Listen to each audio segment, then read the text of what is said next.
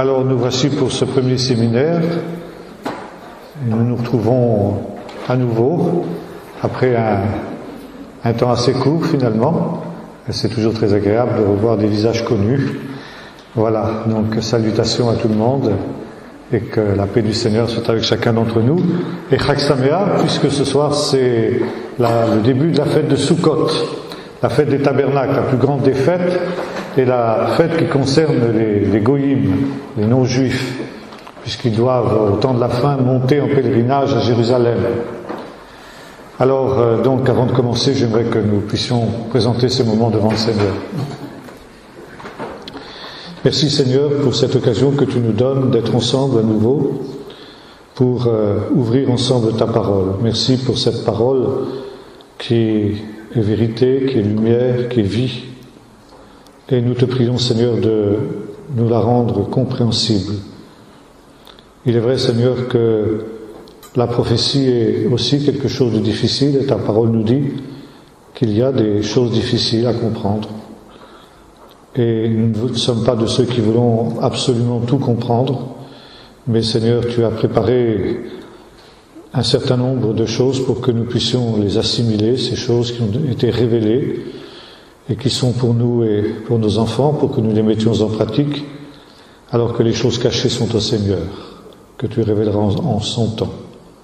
Seigneur, donne-nous de saisir les choses que tu as préparées pour nous, pour que nous puissions en faire notre profit, et c'est pourquoi nous plaçons toute cette soirée sous ta bénédiction, Seigneur, pour que tu nous conduises dans notre réflexion, dans nos échanges, Seigneur, et que ce soit un temps de grâce, de bénédiction, un temps où nous pourrons croître dans la grâce et la connaissance de notre Seigneur Jésus, qui est l'esprit même de la prophétie. Nous te rendons grâce pour toutes choses au nom de Jésus. Amen. Voilà, donc nous commençons ce soir une série de séminaires sur la prophétie dans ce qu'elle a d'accompli et dans ce qui n'est pas encore accompli. Vaste sujet, et bien sûr, nous aurons l'occasion de revenir à plusieurs reprises puisque nous avons plusieurs séminaires devant nous, ce qui va nous permettre quand même de ne pas nous contenter d'un survol de ce sujet, mais quand même de plonger assez profondément dans cette question. J'aimerais tout simplement évoquer en commençant ce texte de la deuxième épître de Pierre qui nous dit ceci: la prophétie, aucune prophétie n'a été ne peut être l'objet d'une interprétation particulière. Ça, c'est toujours le danger auquel on est exposé, faire de la prophétie une interprétation particulière. Car, nous dit l'apôtre, ce n'est pas par une volonté d'homme qu'une prophétie ait jamais été apportée, mais c'est poussé par l'Esprit que des hommes ont parlé de la part de Dieu. Et ce même texte nous dit que cette parole prophétique, il faut y prendre garde. Vous faites bien de prêter attention à cette parole, car, dit-il, c'est une lampe qui brille dans un lieu obscur jusqu'à ce que vienne la pleine lumière et que l'étoile du matin se lève dans vos cœurs. Alors évidemment, pour nous qui vivons au XXIe siècle, qui avons des lampes de grande puissance, de telle manière que quand nous allumons nos lampes électriques, nous y voyons pratiquement comme en plein jour. Et précisément cet environnement qui est le nôtre, dans notre monde moderne, nous voilerait justement le sens de cette parole biblique. La prophétie est une lampe qui brille dans un lieu obscur, jusqu'à ce que vienne la pleine lumière. Les lampes de l'époque n'étaient pas des lampes comme celles que nous avons aujourd'hui. Les lampes de l'époque étaient des petits récipients dans lesquels on mettait de l'huile d'olive, de basse qualité d'ailleurs, et dans lesquels il y avait un petit trou dans lequel on plongeait une mèche. Et on allumait donc cette mèche qui était trempée dans l'huile. Ça donnait davantage de fumée que de lumière. Et ça donnait une lumière qui éclairait, qu'est-ce que je vais vous dire, au mieux, à 1 mètre, 1,50 mètre autour de vous, quoi. Et par conséquent, c'était quand on sortait avec ce genre de lampe à l'extérieur, Ça vous permettait de voir grosso modo les silhouettes des objets qui vous entouraient. Mais ça ne vous permettait certainement pas de voir comme en plein jour. Aujourd'hui, on a des lampes de poche aussi, des mad light et tout ce que vous voulez, qui éclairent, et évidemment. C'était pas ça, à cette époque-là. Et quand l'apôtre nous parle d'une lampe qui brille dans un lieu obscur, ça veut dire que la prophétie ne prétend pas nous donner la pleine lumière sur les événements. Je crois que ça, c'est la première chose qu'il faut bien comprendre. Et ce, d'autant que nous sommes des Occidentaux, donc des cartésiens, c'est-à-dire des gens qui voulons tout rationaliser et tout comprendre. Et nous voudrions que la prophétie soit semblable à la lumière de nos lampes modernes, ça veut dire nous permettre de comprendre et de voir tous les détails. Or, l'apôtre Pierre, ça n'est pas du tout le but de la prophétie. Le but de la prophétie, encore une fois, c'est de nous donner les grandes lignes des événements, mais c'est une parole qui ne nous permet certainement pas de comprendre tous les détails. Et nous aurons l'occasion d'y revenir, il y a dans la prophétie des mystères. Des mystères qui sont cachés, qui sont scellés, qui sont voilés, et qu'il serait vain de vouloir dévoiler avant le temps. Nous aurons l'occasion de voir que pour le dévoilement de ces mystères, il y a des temps fixés par Dieu. Il y a d'ailleurs une parole très intéressante qu'on trouve dans le premier livre des Actes, où Jésus parle de l'envoi de l'Esprit, juste avant son départ à ses disciples, avant son ascension. Il dit qu'ils vont recevoir une puissance de Saint-Esprit et qu'ils seront ses témoins jusqu'aux extrémités de la terre. Et les apôtres disent, Rabbi, est-ce en ce temps-là que tu rétabliras le royaume d'Israël ? Et Jésus répond, ce n'est pas à vous de connaître les temps et les moments que le Père a fixés de sa propre autorité. Et voyez-vous, comme nous-mêmes, les disciples étaient curieux, ils auraient voulu connaître, ils auraient voulu savoir. Et Jésus leur dit en substance, ne cherchez pas à savoir. C'est inutile, ce sont des choses qui sont cachées et qui ne sont révélées qu'au temps fixé.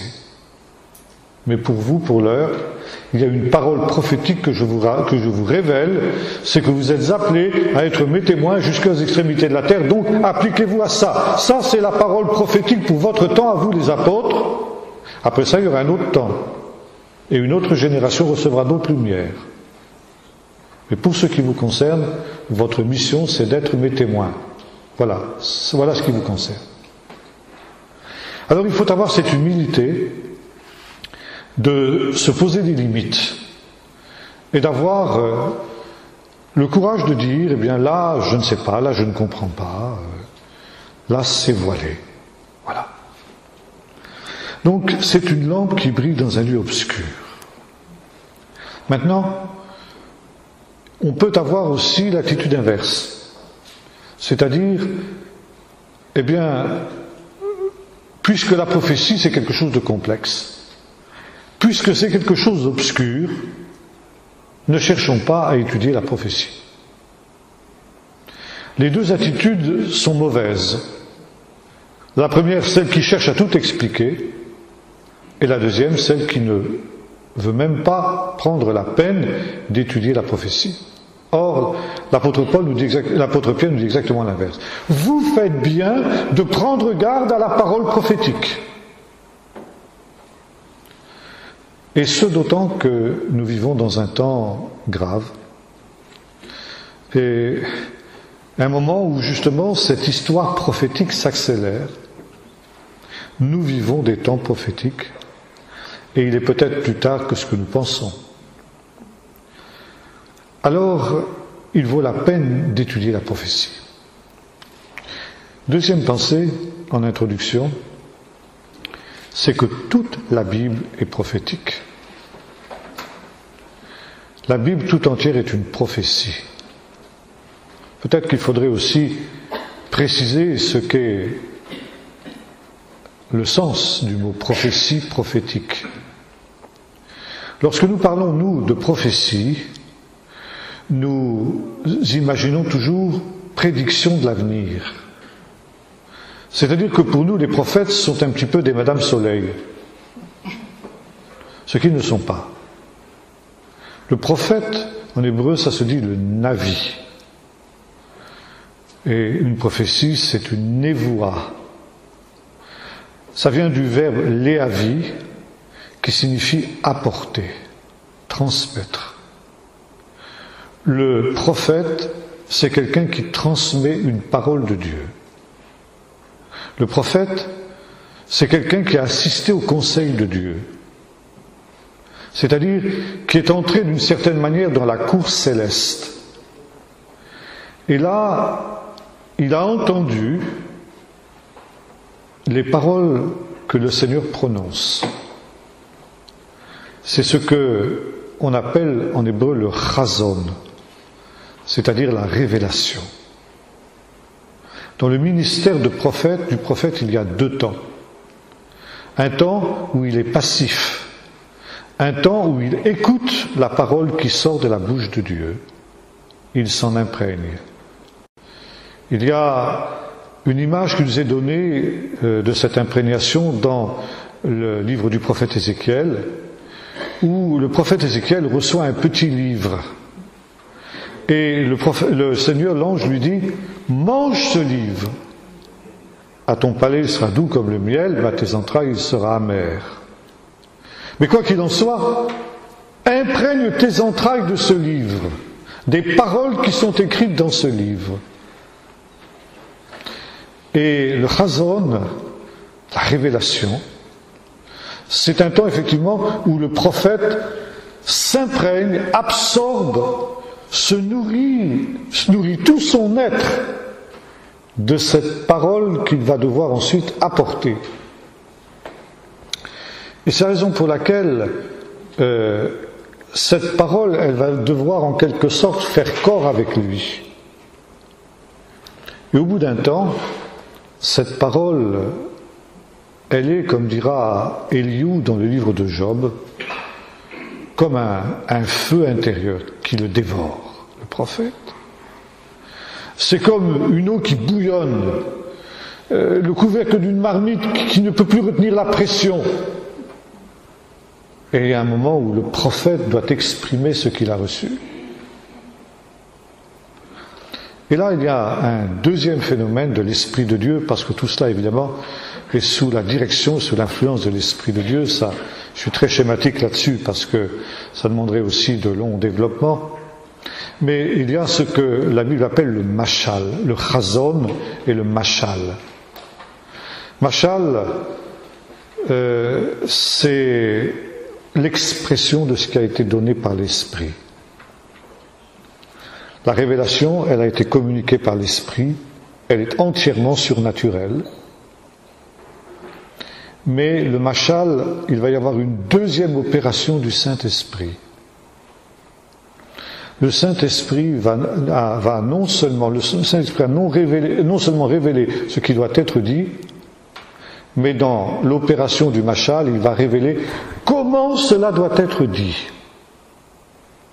Et c'est Jésus qui nous décrit ce phénomène quand il dit ceci: les paroles que je vous dis, elles ne sont pas de moi, c'est mon Père qui les a dites. J'ai écouté ce que mon Père me dit, je ne fais rien sans avoir entendu ce que le Père me dit de faire, et les paroles que je vous dis, je les dis comme le Père me les a dites. Et ça, c'est le mécanisme de l'inspiration. Quelqu'un a dit ceci: l'inspiration, c'est la langue de la révélation. Non seulement il faut que la parole soit révélée, mais il faut qu'elle soit dite comme le Saint-Esprit veut qu'elle soit dite, au mot près. C'est pourquoi toute la Bible est inspirée par le Saint-Esprit, dira Paul à Timothée. Ça veut dire, elle est soufflée, dit littéralement le mot grec, elle est soufflée par le Saint-Esprit. de telle manière que l'apôtre Paul pourrait dire tout ce qui est écrit est inspiré. Tout ce qui est écrit est parole de Dieu. Et ça, c'est la prophétie. La prophétie, ce n'est pas tant le fait d'annoncer des oracles pour ce qui concerne l'avenir. Le prophète est quelqu'un qui parle de la part de Dieu, qui dit les paroles de Dieu, les paroles qu'il a entendues de Dieu, et qui les dit comme Dieu les lui a dites et comme Dieu veut qu'elles soient dites.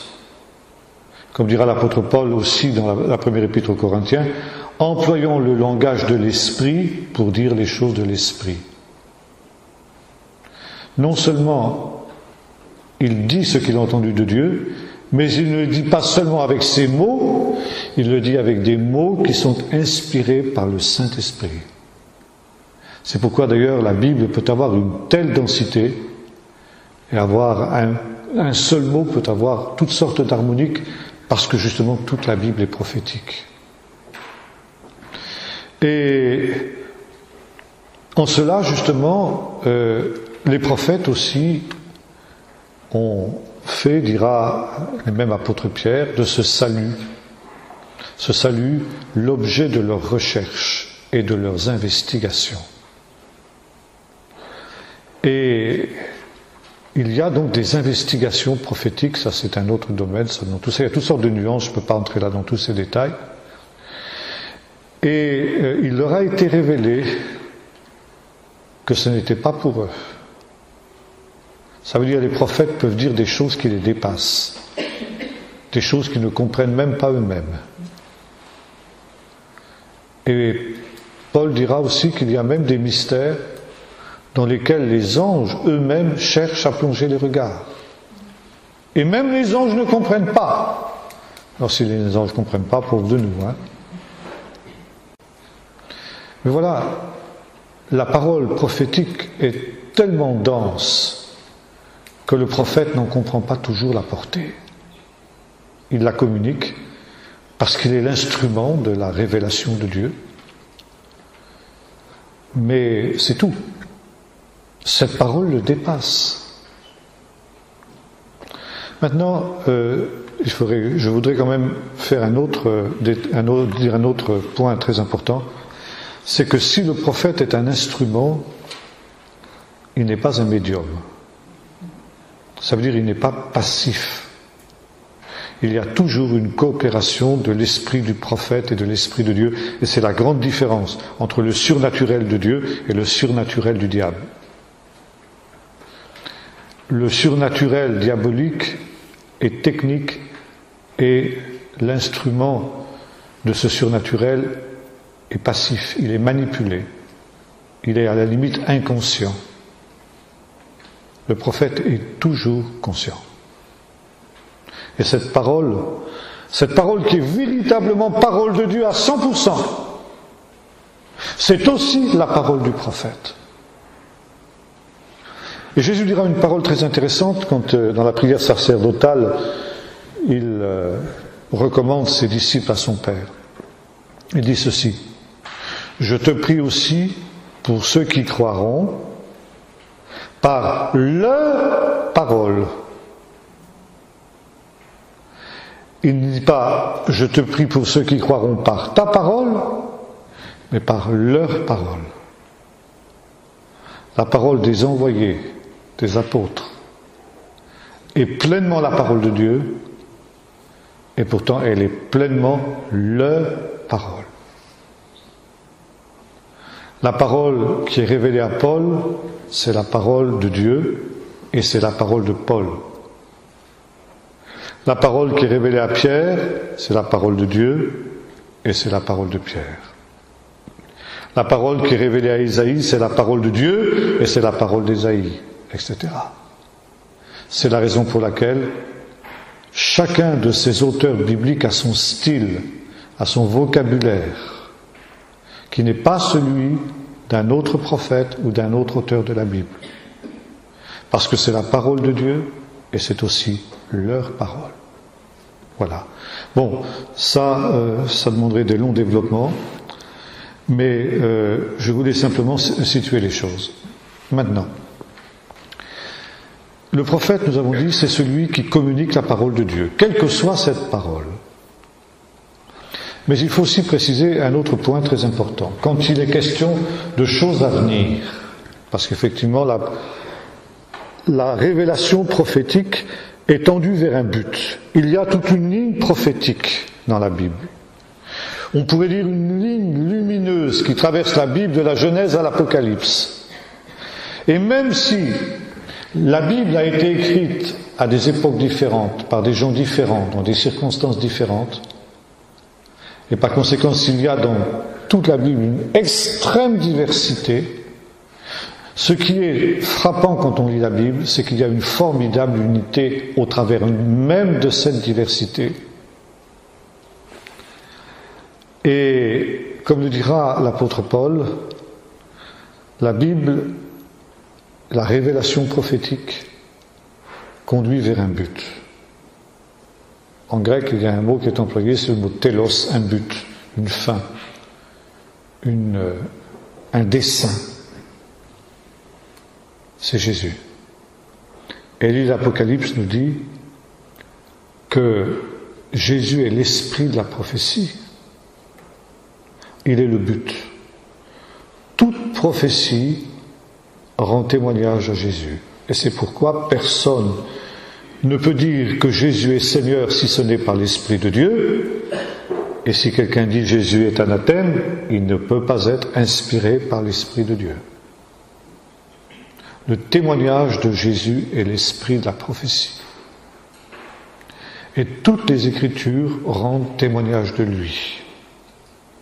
Et lorsque Jésus ouvre l'esprit aux disciples qui allaient à Emmaüs le soir de Pâques, il leur expliqua dans toutes les Écritures ce qui le concernait. Et Jésus dira à ses adversaires, « Si vous croyez Moïse, vous croiriez aussi en moi, car Moïse a écrit à mon sujet. » Voilà. Le témoignage de Jésus est l'esprit de la prophétie. Bon, ça aussi, ça, on pourrait le développer. Maintenant, il y a chez les prophètes un message qui est absolument central. Le prophète est quelqu'un qui est envoyé pour conduire le peuple de Dieu et tous les hommes, finalement, dans les chemins de Dieu, dans les voies de Dieu. La prophétie, elle naît dans le jardin d'Éden après la chute. Lorsque le Seigneur donne à Adam cette prophétie, quand il annonce que le fils de la femme, donc Jésus, le Messie, écrasera la tête du serpent et que le serpent lui blessera le talon. Ça veut dire la prophétie naît comme conséquence du péché, comme conséquence de la chute, pour ramener le peuple de Dieu dans les voies de Dieu.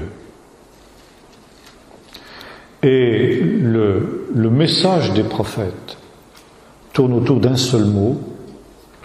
Je vais vous lire en hébreu, je traduirai ensuite. Shuvou. Revenez, repentez-vous. Le message des prophètes est essentiellement, avant d'être un appel, quelque chose qui annonce l'avenir, un oracle sur l'avenir, c'est un message actuel.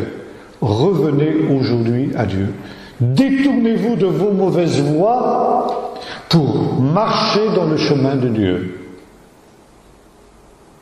C'est ça l'essence de la prophétie. Et le mot « repentez-vous », « revenez » est le mot clé de toute la révélation biblique, puisque toute la révélation biblique est prophétique. Revenez à Dieu, revenez au Père, par celui qui est le chemin, la vérité et la vie. Et là nous retrouvons le témoignage de Jésus qui est l'esprit de la prophétie. Car nul ne vient au Père que par lui. Donc nul ne revient au Père si ce n'est par lui. Et c'est là justement que nous entrons dans le sens du mot prophète, dans l'acception qu'on lui donne en général. revenez à Dieu. Car si vous ne revenez pas à Dieu, si vous persévérez dans votre mauvaise voie, il y aura des conséquences. Et si vous vous endurcissez dans votre mauvaise voie, voilà ce qui va se passer. Et le Seigneur annonce ce qui va se passer. Et là, nous entrons dans cette idée d'oracle prophétique, de choses futures. Voilà ce qui va se passer. Si toi, peuple d'Israël, tu continues à aller vers les idoles des nations, eh bien, des envahisseurs vont venir. Ils détruiront Jérusalem, ils détruiront le temple. Et ils vous emmèneront en exil. Voilà ce qui va se passer si vous continuez comme ça. Mais voyez-vous, nous sommes ici loin de Madame Soleil et loin de l'islam, du Coran. Parce que si les prophètes annoncent voilà ce qui va se passer, c'est pas un fatalisme, c'est pas un déterminisme rigide. Parce que les prophètes sont envoyés justement pour que ça n'arrive pas. Parce que si vous vous repentez, si vous revenez à Dieu, ça n'arrivera pas. Et la volonté de Dieu, c'est que justement, ces jugements, ces malheurs que le prophète est chargé d'annoncer, c'est que ces choses-là n'arrivent pas.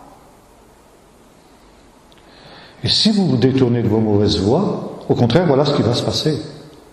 Je serai avec vous, je vous bénirai. Vos ennemis seront vaincus.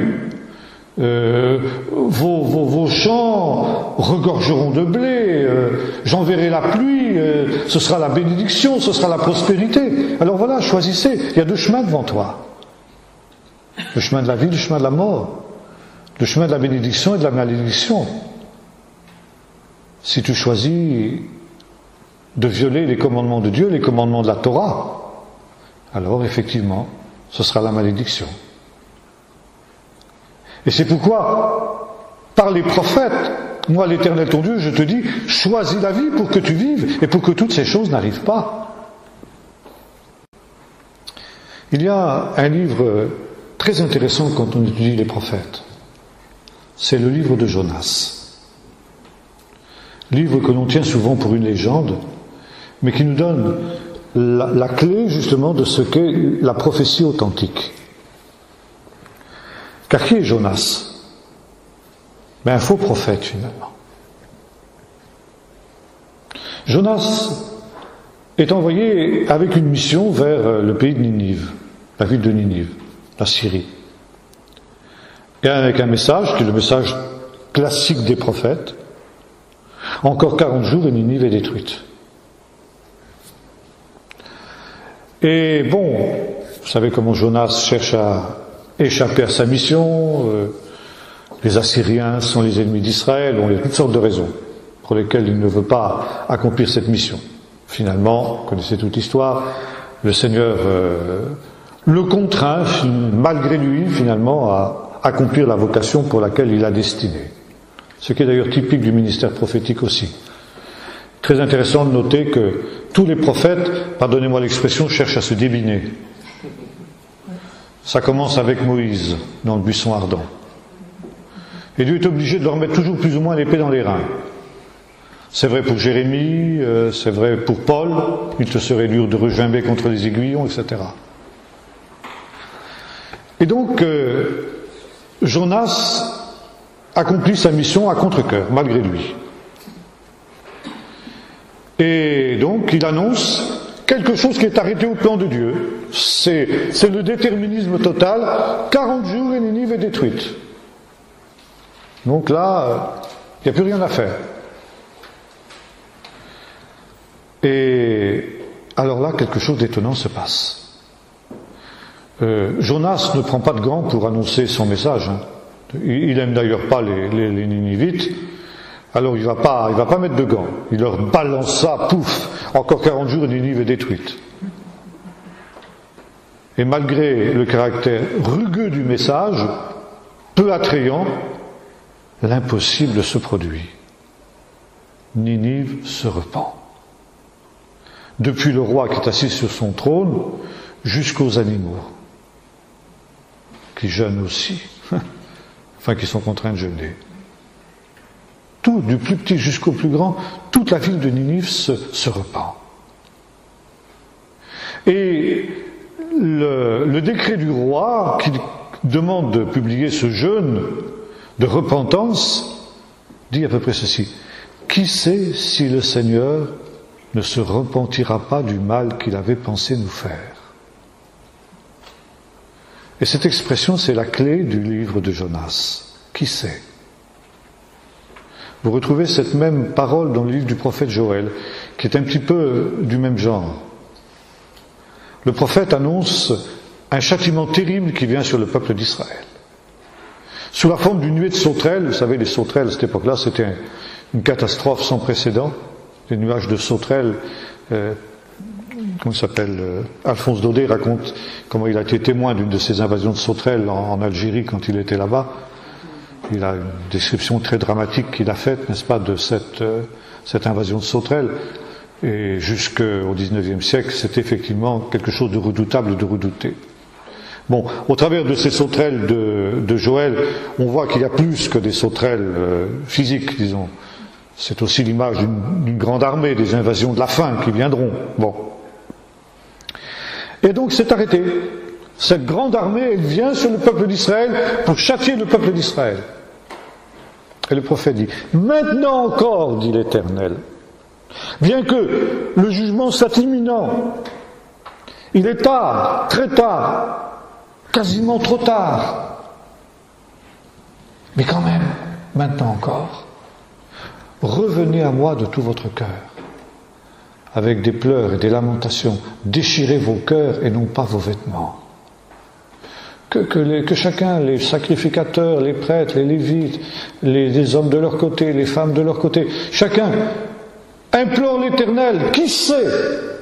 Et on retrouve la même parole que dans le livre de Jonas. Qui sait si l'Éternel ne se repentira pas? Et si à la place de la malédiction qui est arrêtée, il n'enverra pas la bénédiction. Et le livre de Joël dit, ben oui, c'est ce qui va se passer. Le Seigneur va mettre fin à ce jugement. Il va éloigner l'ennemi qui va se noyer dans la mer, dans les deux mers, dans la Méditerranée, dans la mer Morte, dans la mer Rouge. Et après, ce sera la bénédiction si le peuple se repent. Si le peuple se repent, la prophétie ne s'accomplira pas. C'est ça le problème. Et c'est le problème de Jonas. Parce que lorsqu'effectivement le peuple de Ninive se repent, eh bien les jours passent, 40 jours passent, 41, 42, 43, 50, 60, 1 mois, 2 mois, 6 mois, 1 an, 2 ans, je ne sais pas combien de temps ça a duré. Et la prophétie qu'avait annoncée Jonas, elle ne s'accomplit pas. Et vous savez comment Jonas, à une certaine distance, parce que la prudence est mère de la sûreté, installe une souka, comme on fait en ce moment en Israël, une cabane, pour être aux premières loges, pour assister au feu d'artifice. Il n'y a pas de feu d'artifice. Et Jonas n'est pas content. D'abord parce qu'il aurait bien aimé voir ces Ninivites brûler vifs. Et puis deuxièmement, parce qu'il dit au Seigneur, mais de quoi j'ai l'air moi, maintenant? Je passe pour un faux prophète. Ma prophétie ne s'est pas accomplie. Alors voyez-vous, c'est ça la prophétie. La prophétie, ce n'est pas un déterminisme rigide. La prophétie, son accomplissement dépend beaucoup de l'homme. Alors, je ne dis pas que toute prophétie est conditionnelle, parce qu'il y a des moments où effectivement il y a des choses qui sont arrêtées, qui sont fixées. Il y a par exemple un texte très intéressant qu'on trouve dans le 2e livre des Chroniques, où il est question du roi impie Ménaché, le plus mauvais de tous les rois de Juda, qui a mis le comble au péché de Juda. C'était un des derniers rois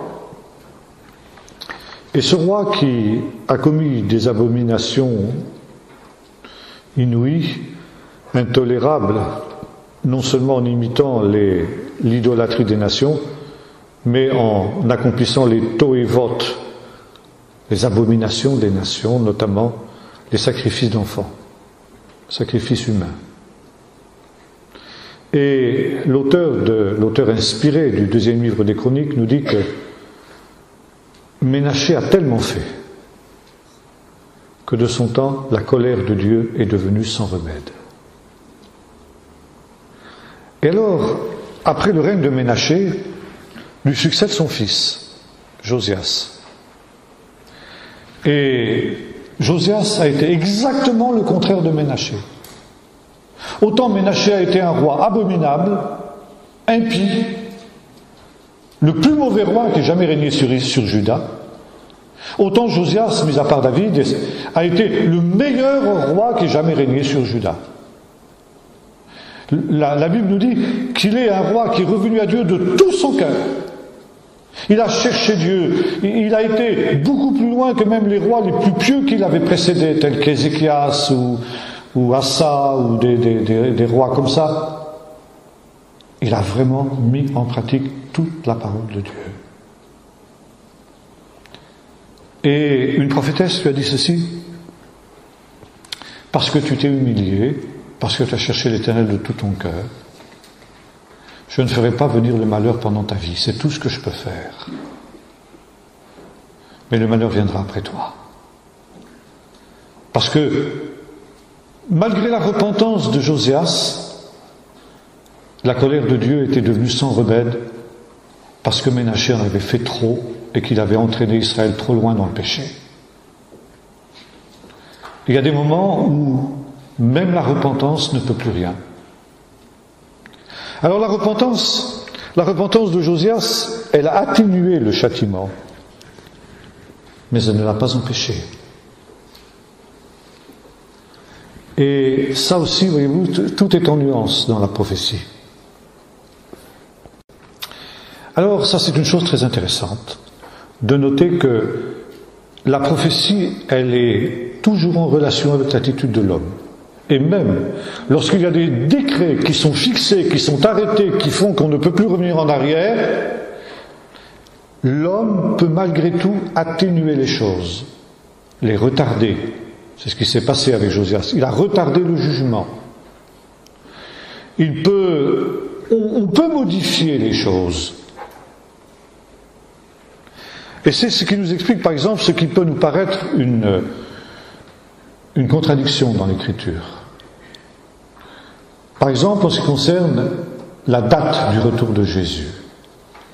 Jésus dira, personne ne sait ni le jour ni l'heure. Ça veut dire, c'est arrêté, il y a un jour qui est arrêté au plan de Dieu. Et Pierre, à la fin de sa deuxième épître, nous dit, quel ne devez-vous pas être, puisque toutes ces choses doivent se dissoudre, quel ne devez-vous pas être en sainteté et en pureté, en hâtant le jour. Alors voyez-vous, d'un côté, on a l'impression que le jour du retour du Seigneur est fixé d'une manière définitive, et d'un autre côté, on peut le modifier. On peut retarder ou on peut hâter ce jour. Voyez-vous, la prophétie, c'est pas quelque chose qui est d'un déterminisme rigide. L'homme peut changer le cours des choses selon qu'il écoute ou qu'il n'écoute pas la parole prophétique. Et c'est tout le drame que vit par exemple un prophète comme Jérémie. Jérémie qui doit prophétiser la destruction de Jérusalem et du temple. Mais tout son but, c'est justement que ça n'arrive pas. Il aime tellement son peuple. Ah, si seulement ce peuple pouvait revenir. Si seulement il pouvait se repentir. Alors le Seigneur promet que il n'enverrait pas le jugement, il n'enverrait pas le châtiment. Mais Dieu lui révèle, lui dit, Moi, je peux te dire, Jérémie, que non, je sais. Tu as raison d'appeler le peuple à la repentance, mais ne te fais pas d'illusions, il ne se repentira pas. Je sais qu'il ne se repentira pas. Et je te le révèle. Et le drame de Jérémie, c'est justement qu'il est ce prophète déchiré, obligé d'annoncer un châtiment qu'il sait irrémédiable. Et en même temps, il aurait tellement voulu être comme Jonas. Il y a un autre prophète aussi qui vit le même drame. C'est Jésus. Jésus est plus qu'un prophète, mais il est aussi un prophète. Et Jésus va vivre le drame de Jérémie. Jésus qui aime Jérusalem, qui aime le temple. Dès l'âge de 12 ans, nous voyons dans le temple où il se sent bien, il se sent chez lui. Il est chez son Père. C'est la demeure de son Père. Et Jésus aime le temple.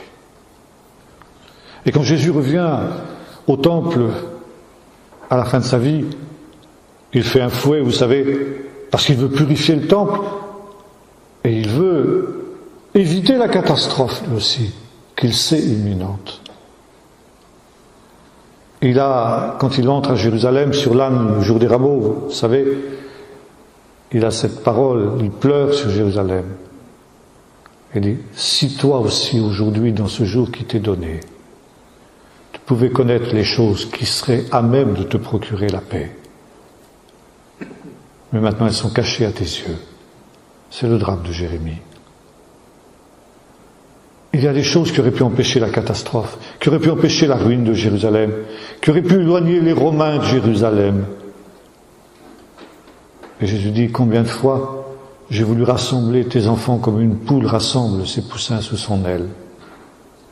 Et vous n'avez pas voulu. À cause de cela, Jésus est obligé d'annoncer le jugement comme Jérémie. Un jour viendra où tes ennemis t'environneront, t'encercleront de toutes parts, ne laisseront pas sur toi pierre sur pierre qu'une soit renversée parce que tu n'as pas connu le temps où tu as été visité. Jésus revit le drame de Jérémie. Il est lui aussi obligé d'annoncer la ruine de Jérusalem et du temple, chose qu'il aurait tant voulu éviter. Et voilà, c'est toujours le drame de l'être humain. Il est très rare que l'être humain, juif ou non juif, entende la parole des prophètes. Et le sort des prophètes est toujours un sort tragique. Il y a très longtemps de cela, un jeune était venu voir son pasteur et lui disait « Oh, j'aimerais tellement avoir un ministère de prophète. » Son professeur lui dit « Malheureux, tu ne sais pas ce que tu demandes. » Le sort des prophètes, le ministère du prophète est un ministère tragique. Parce que tout vrai prophète, je le répète, a un message qui est centré sur l'appel à la repentance.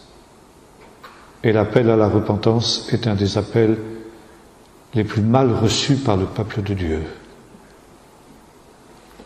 Et quel est le sort des prophètes? On les lapide, on les rejette, on les met à mort. Jérusalem, Jérusalem qui tue les prophètes. Et Jésus dira, il ne convient pas qu'un prophète meure en dehors de Jérusalem. Le sort des prophètes, c'est d'être rejeté et d'être mis à mort à cause du message peu agréable qu'ils annoncent. Et c'est justement à cela qu'on reconnaît un vrai prophète, dit la Bible. Le prophète, il a assisté au conseil de Dieu. Il sait ce que Dieu pense. Et il vient toujours avec ce message, si tu veux éviter la catastrophe, repens-toi.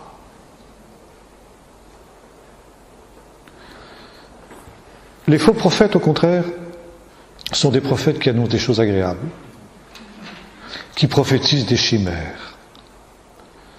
Et c'est la controverse entre Jérémie et le faux prophète Pacherour. Jérémie qui s'est fait un joug de bois en disant, bien voilà, acceptez le joug du roi de Babylone et je vous laisserai subsister en ce lieu. Ne vous révoltez pas contre le roi de Babylone. Et Pachrou qui prend le joug et qui le brise en disant, ainsi parle l'Éternel, je brise le joug du roi de Babylone de dessus tes épaules.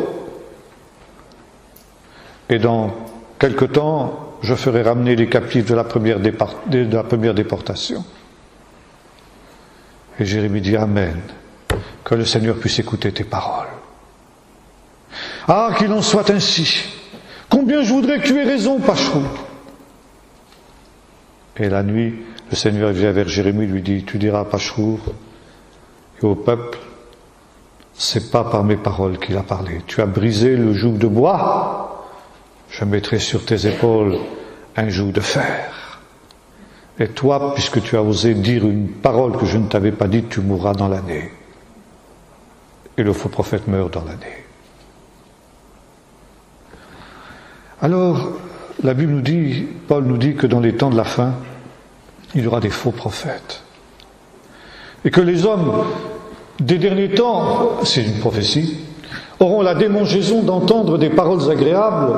Ils se donneront maître sur maître des gens qui leur prophétiseront des chimères. Et par conséquent, il y aura des gens qui annonceront des choses faciles, des choses agréables. L'évangile de la prospérité, l'évangile de la facilité, un évangile qui fait l'économie de la croix, un évangile qui fait l'économie de la repentance, et par conséquent qui est une fausse prophétie. Alors voilà, il y a ici cette révélation prophétique, comme cette lampe qui brille dans un lieu obscur. Jésus, nous l'avons vu, a été ce prophète, et Jésus, d'une certaine manière, a envié le succès de Jonas. Jésus savait que en tant que prophète, sa parole ne serait pas écoutée. Et il a dit ceci, les hommes de Ninive se lèseront au jour du jugement avec ceux de cette génération et ils la condamneront. Parce qu'ils se sont repentis à la prédication de Jonas, et il est ici plus que Jonas. La reine du Midi se lèvera au jour du jugement avec les hommes de cette génération, et il les condamnera parce qu'elle vint des extrémités de la terre pour voir la sagesse de Salomon, et voici, il y a ici plus que Salomon. Et maintenant, il y a toute cette ère prophétique qui prend fin au retour de l'exil. Le retour de l'exil est un moment très très particulier où, sans tradition d'Israël, l'Esprit Saint est retiré d'Israël. C'est-à-dire la voix prophétique se tait. Et vous lisez ça chez le dernier des prophètes, Malachi, qui dit ceci: souvenez-vous de la Torah que vous a prescrite Moïse mon serviteur. Voici, je vous enverrai Élie avant le jour de l'Éternel. Ça veut dire, la voix prophétique va se taire. Il n'y aura plus de prophètes pendant toute une longue période. Et pour vous conduire, pour connaître la volonté de Dieu, vous n'aurez plus que l'Écriture. Il faudra sonder l'Écriture, la Torah. Mais au temps de la fin, je vous enverrai à nouveau l'esprit de prophétie, l'esprit d'Élie. Il ramènera le cœur des pères vers les enfants et le cœur des enfants vers les pères. De peur que je ne vienne frapper le pays d'anathème, pour éviter les jugements de Dieu, Dieu enverra au temps de la fin à nouveau l'esprit de prophétie pour donner une chance à la génération dernière d'échapper aux jugements qui viendront. Et en attendant, bien, il n'y aura plus de prophètes. Vous lisez ça dans le psaume 74 également. Après la destruction, le psaume qui évoque la destruction du temple, il n'y a plus de signes, il n'y a plus de prophètes. et personne qui sache jusque à quand. Et dans la tradition juive, c'est le moment où le ciel est fermé. Et vous avez ça aussi à la fin du livre du prophète Ésaïe, chapitre 66. « Oh, si tu déchirais les cieux et si tu descendais !» Et il y a cette idée qu'au temps de la fin, effectivement, Dieu déchirera les cieux et l'esprit de prophétie redescendra sur Israël. Alors s'accomplira la prophétie de Joël. « Je répandrai dans les derniers temps mon esprit sur toute chair. Vos fils, vos filles prophétiseront, etc. » Prophétie qui, il ne faut pas l'oublier, a été d'abord adressée à Israël. Et voilà, il y a une chose terrible que vit le peuple d'Israël au retour de l'exil. L'expérience du silence de Dieu. Et pour le psalmiste en particulier, mais pour tous les hommes de la Bible, le silence de Dieu, c'est la pire chose qui puisse arriver à un être humain. Vous savez ce qui était arrivé à Saül? Quand Saül avait comblé la mesure de son péché, il était donc confronté à cette invasion des Philistins qui devait se terminer pour lui tragiquement. Et il consulte l'Éternel, et Dieu ne lui répond pas. Et Saül est dans un tel désarroi qu'il ne va pas hésiter à faire ce qu'il a pourtant condamné quand il était plus jeune. Il va consulter justement des médiums. Une médium. Et ce sera signer sa propre mort, sa condamnation définitive. Mais Saül était dans le désarroi à cause du silence de Dieu. Et je reviens au psaume 74, mais d'autres psaumes aussi évoquent cela. Jusque à quand, Seigneur, te tairas-tu? Je crie à toi et tu ne réponds pas. La pire situation dans laquelle puisse se trouver un être humain, c'est quand Dieu ne lui répond pas, quand Dieu ne lui parle pas. Mieux vaut que Dieu parle avec une parole de réprimande sévère, avec une parole de jugement, plutôt qu'il ne se taise. Car une parole de condamnation de la part de Dieu, une parole de jugement, n'est jamais dans sa bouche le dernier mot. Ce n'est que le mot avant-dernier si l'homme prend garde à cette parole. Mais quand Dieu se tait, c'est que quelque chose est définitivement scellé. Saül, l'Éternel s'était retiré de lui. Et voilà, pendant ce temps qu'on appelle l'époque intertestamentaire, le Saint-Esprit s'est retiré d'Israël et Dieu ne parle plus. Cette situation est tragique. C'est l'exil de la présence, l'exil du Saint-Esprit. Le Saint-Esprit est comme en exil par rapport à Israël. Et cette situation, elle est intolérable. Alors qu'est-ce qu'on va faire? Eh bien, puisque le Saint-Esprit ne descend plus sur la terre, peut-être que l'homme pourrait monter jusqu'à Dieu et entrer dans les sanctuaires de Dieu pour y entendre une parole de Dieu pour son temps. Et c'est ainsi que naît l'Apocalypse. L'Apocalypse, c'est quelque chose de différent de la prophétie. La prophétie, c'est l'Esprit de Dieu qui descend et qui parle à l'homme, qui saisit un homme ou un groupe d'hommes. Les 70 anciens, par exemple, ou d'autres, dans d'autres circonstances. Les prophètes qui étaient autour de Samuel, qui prophétisaient, bon, etc. Mais voilà, la démarche du voyant, de l'apocalypticien, elle est autre. Il va faire une expérience particulière, être enlevé au ciel. Et là, voir dans le ciel les choses que les autres ne voient pas.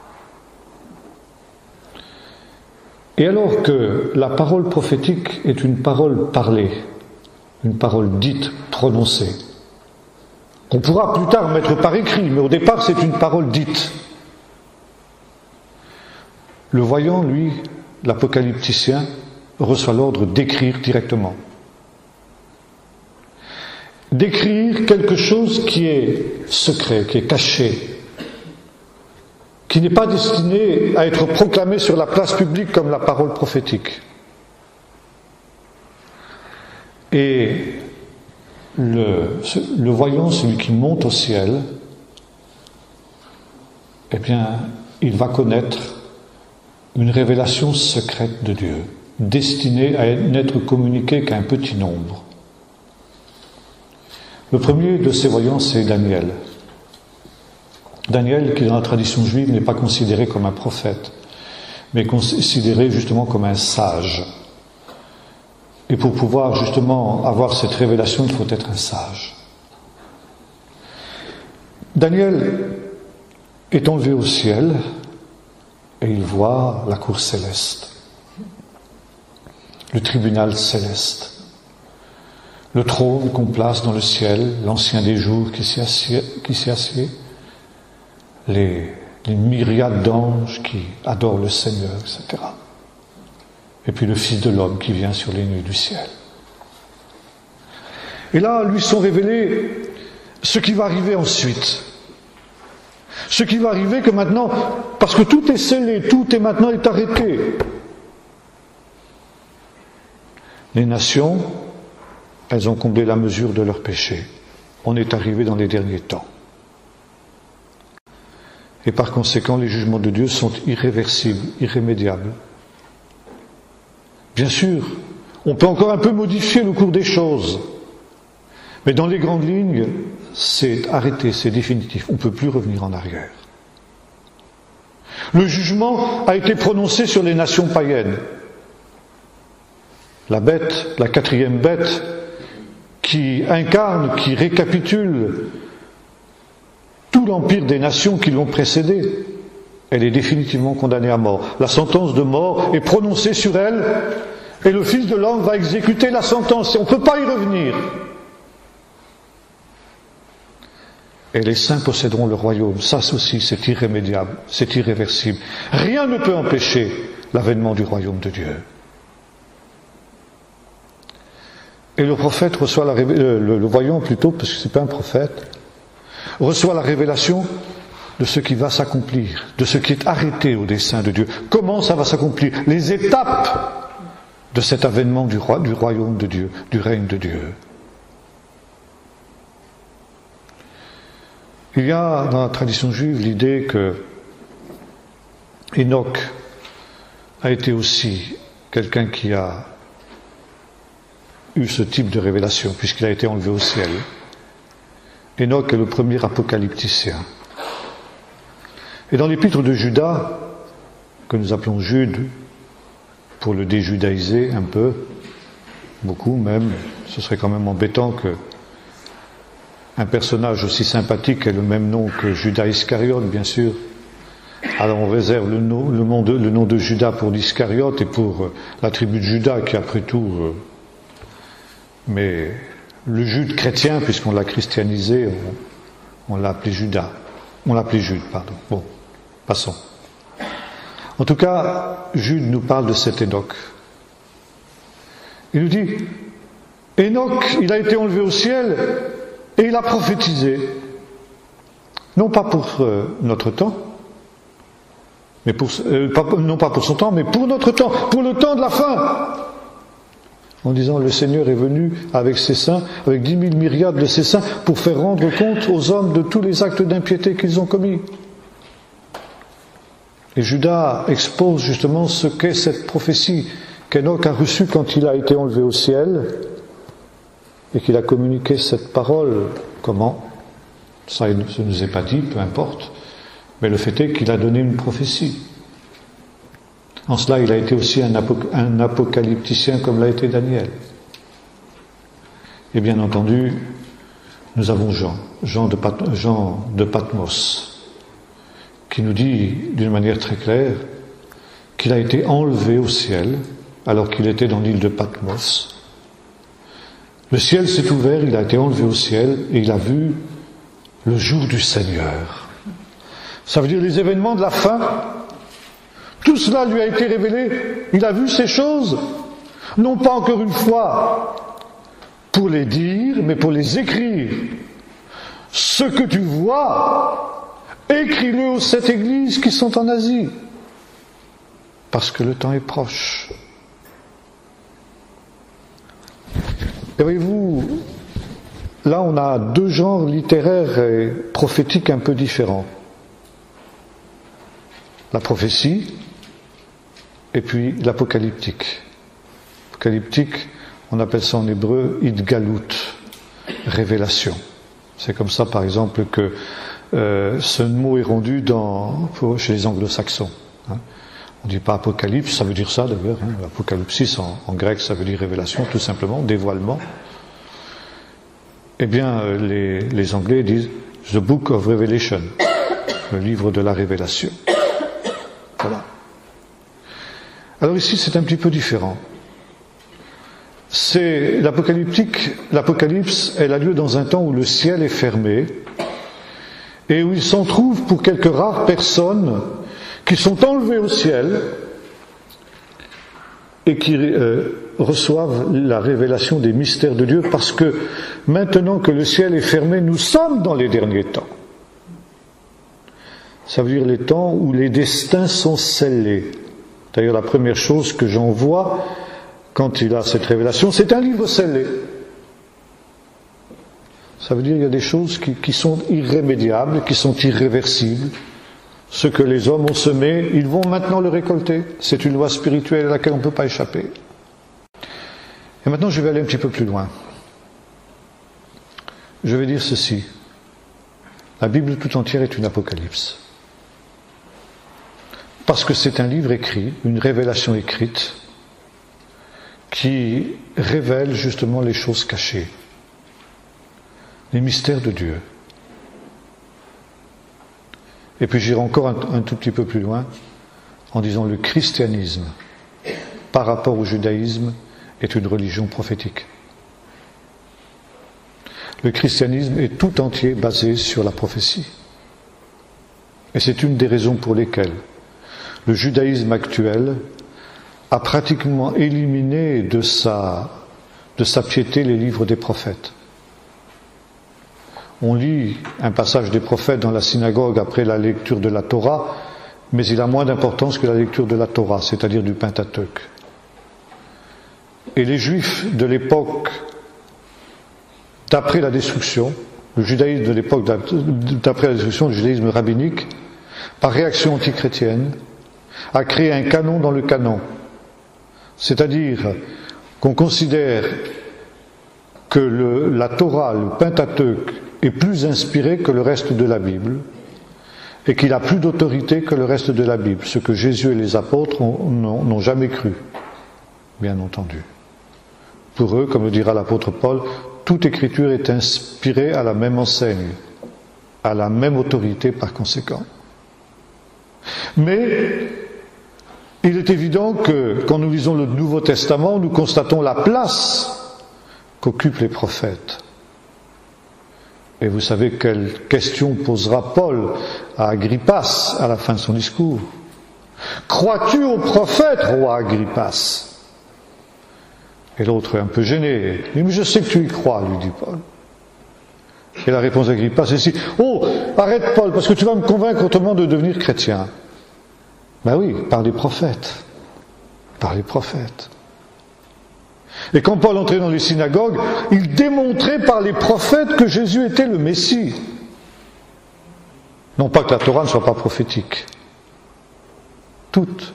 Et les sages d'Israël ont même dit, ils ont dit, tous les prophètes ont prophétisé pour les jours du Messie. Ça veut dire que toutes les prophéties se rapportent d'une manière ou d'une autre, plus ou moins mystérieuse, plus ou moins cachée, au temps du Messie.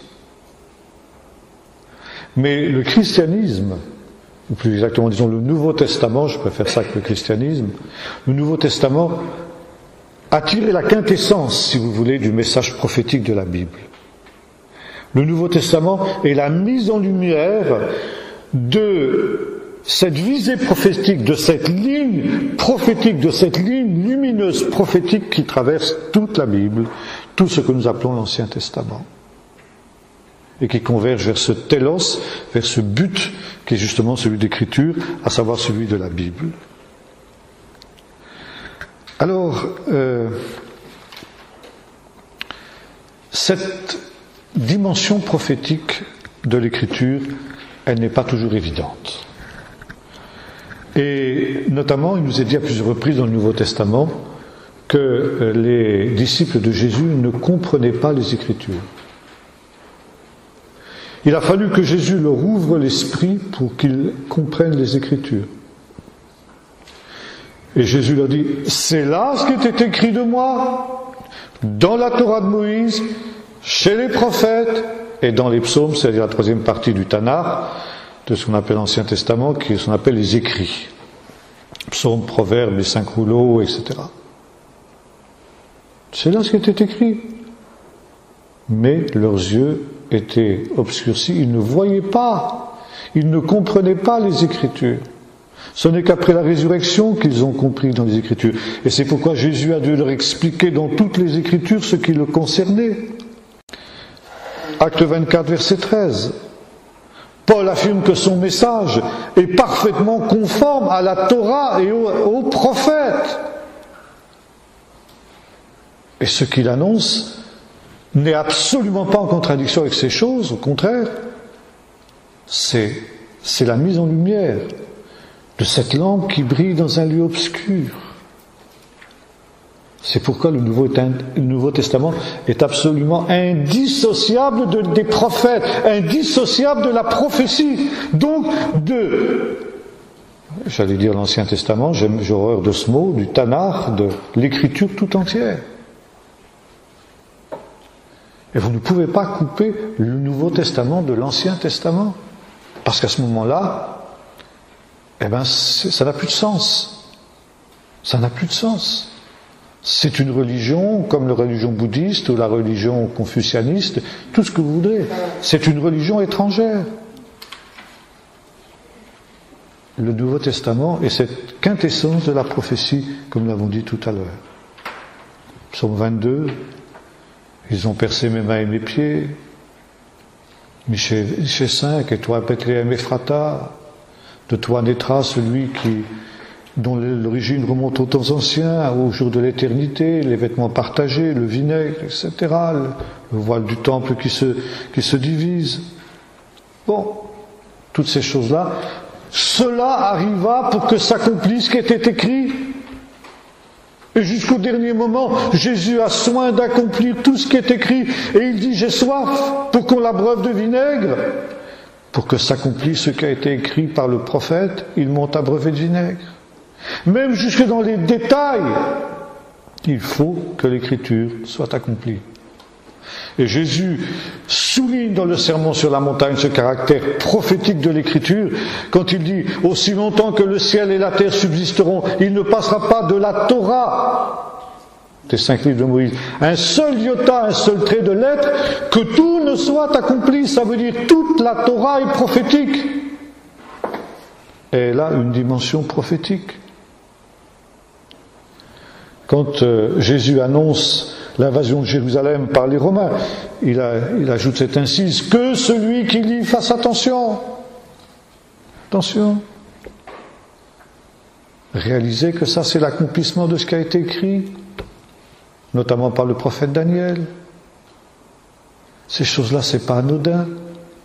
Ça a été écrit, ça a été annoncé. Et il faut de la sagesse pour le comprendre. Que celui qui lit fasse attention. Que celui qui est intelligent comprenne. C'est pour ça qu'il faut être sage pour comprendre la prophétie. C'est pourquoi le Seigneur dit, je te loue Père, Seigneur est du ciel et de la terre, parce que tu as caché ces choses aux sages, aux intelligents, et tu les as révélées aux petits. Il y a les choses cachées, il y a les choses que Dieu révèle. Dieu ne révèle pas à tout le monde. C'est pourquoi justement l'Apocalypse, nous l'avons vu, la révélation, autrement dit, c'est quelque chose qui est réservé à un petit groupe. Et c'est pourquoi Jésus parle en parabole. On lui demande, pourquoi tu parles en parabole? Pourquoi tu parles en parabole du royaume de Dieu? Le royaume des cieux est semblable à... Et pourquoi tu parles en parabole à cette foule? pour qu'en entendant, ils ne comprennent pas, pour qu'en voyant, ils ne voient pas. Mais Seigneur, on ne comprend pas alors. Si, parce qu'à eux, il ne leur a pas été donné de connaître les mystères du royaume des cieux, mais vous, les disciples, à vous cela a été donné. C'est pourquoi heureux vos yeux s'ils voient, heureuses vos oreilles si elles entendent, car beaucoup de prophètes et de justes ont voulu voir ce que vous voyez, ils n'ont pas vu, entendre ce que vous entendez, ne l'ont pas entendu. Car Dieu ne révèle pas ses mystères aux sages, aux intelligents, mais aux petits et aux humbles. Et vous avez ça dans la tradition juive aussi. À Qumran, vous avez un midrash qui dit ceci, qui commente le texte où il nous est dit que Moïse est monté sur la montagne dans la nuée pour recevoir les révélations de Dieu. Et le midrash dit, pourquoi seulement Moïse a-t-il eu le droit de monter sur la montagne pour recevoir la révélation de Dieu? Et la réponse est celle-ci. Parce que le Saint, béni soit-il, ne révèle ses mystères ni aux sages, aux intelligents, mais aux humbles et aux petits, car il est écrit que Moïse était le plus humble de tous les hommes. C'est pourquoi il est le seul qui a été autorisé à recevoir la révélation de Dieu, parce qu'il était plus humble que tous les autres hommes. Je te loue, Seigneur éternel, Maître du ciel et de la terre, parce que tu as caché ces choses aux sages, aux intelligents, tu les as révélées aux petits. Et voyez-vous, nous sommes ici dans le thème même de l'Apocalypse. Les choses qui sont révélées ne le sont qu'à un petit nombre de gens qui ont des dispositions intérieures pour pouvoir comprendre ces choses. Alors, ici, nous voyons ce qu'est ce caractère très particulier de la prophétie biblique. Pas la prophétie de Madame Soleil, comme je disais tout à l'heure, mais quelque chose de très souple, quelque chose de dynamique, quelque chose qui dépend bien sûr beaucoup de Dieu, mais aussi qui dépend d'une certaine manière de l'homme. D'abord de l'homme qui reçoit la prophétie, et puis la réaction de celui à laquelle la prophétie est destinée. La prophétie ne nous est pas donnée pour satisfaire une vaine curiosité, une curiosité qui serait malsaine. Et ça peut nous effleurer. Mais la prophétie nous est donnée parce que c'est quelque chose qui me concerne aujourd'hui. C'est pourquoi je n'ai pas besoin de tout comprendre, la prophétie. Je n'ai pas besoin de tout savoir. Je n'ai pas besoin de connaître tous les mystères. Parce que nous avons toujours tendance à penser, nous particulièrement, ça a toujours été le cas, que nous sommes la génération. C'est très intéressant, par exemple, quand nous lisons l'histoire des Huguenots. Les Huguenots ont eu l'impression qu'ils vivaient les temps de la fin. Et il y avait des prophéties qui circulaient à cette époque-là, depuis Amsterdam par exemple, qui proclamaient que Guillaume d'Orange, donc le chef de la révolte des Gueux, eh bien était un envoyé de Dieu pour faire venir les choses de la fin. Voilà. C'est qu'ils se sont trompés. Et oui, parce que on ne peut pas être sûr qu'on est la génération de la fin. Mais il y a des choses qui nous concernent. Et il y a des choses qui s'éclairent. Et là, nous pouvons savoir à peu près, comme dans une carte routière, vous savez, nous sommes un signe, tiens, on est là. On est là, on sait qu'on est là. Vous savez, quand on fait des marches à la boussole, j'en ai fait beaucoup dans le scoutisme, eh bien, on a des points de repère. Avec la boussole, on dit, tiens, il faut qu'on marche vers là-bas. On va prendre comme point de repère ce clocher de l'église là-bas. Et pendant ce temps-là, on peut faire toutes sortes de détours, du moment qu'on finit toujours par tomber sur le clocher de l'église en question, parce que quelquefois il y a des obstacles, il y a des taillis infranchissables, des rivières, des lacs, des choses comme ça. Alors il faut faire des détours, mais il faut toujours revenir au but. Et après, quand on a contourné l'obstacle, on reprend la boussole, on dit, est-ce qu'on est toujours dans la bonne direction? Ouais, c'est bien. Nous, on a dévié, il faut qu'on reprenne ici 3 degrés à gauche. Mais la prophétie, c'est ça. La prophétie dit, attention, on a dévié ici.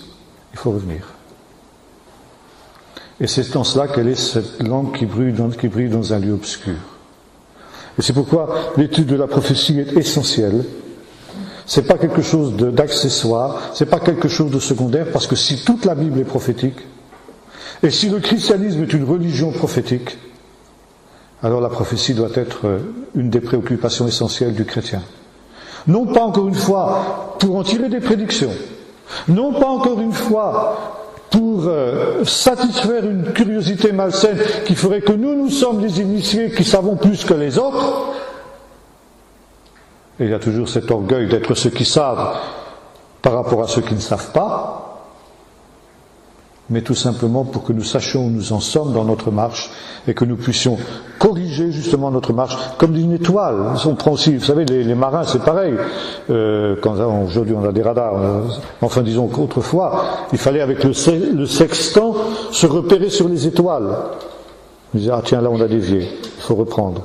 La barre à tribord ou la barre à bâbord, 2 degrés, 3 degrés, 5 degrés, etc. Bon, on reprenait le cap.